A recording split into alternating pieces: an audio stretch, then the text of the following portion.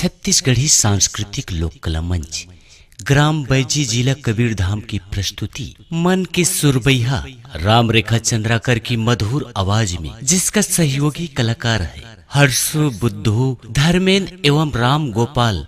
कार्यक्रम हेतु संपर्क करें। हमारा संपर्क नंबर है 9425298603।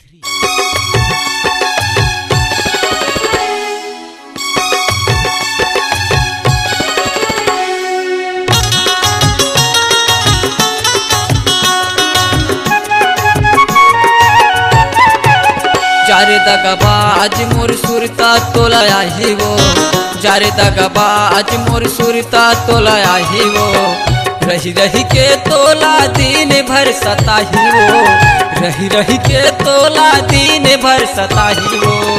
जारे दगाबाज मोर सुरता तोला आही वो, जारे दगाबाज मोर सुरता तोला आही वो।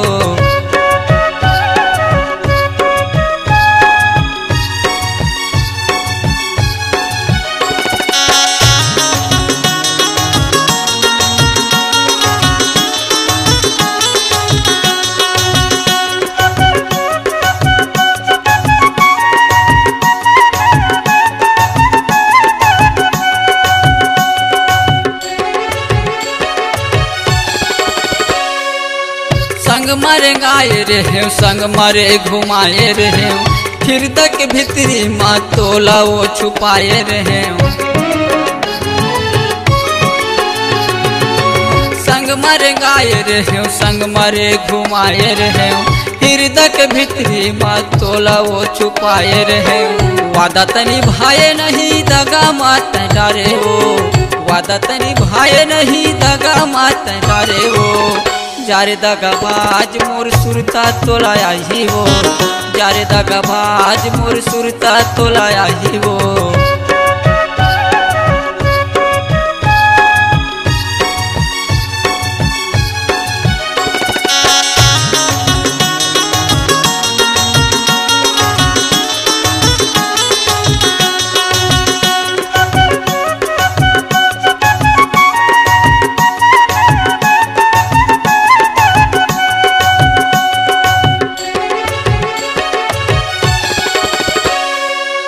जिंदगी के साथी वो तोला अपन माने रहे, करके शादी वो तोला घर में लाए रहे। जिंदगी के साथी वो तोला अपन माने रहे, करके शादी वो तोला घर में नाने रहे। आँखिले आंसुरानी पानी बन बहाते वो, आँखिले आंसुरानी पानी बन बहाते वो। जारे दगाबाज मोर सुरता तोला आही वो, जारे दगाबाज मोर सुरता तोला आही वो।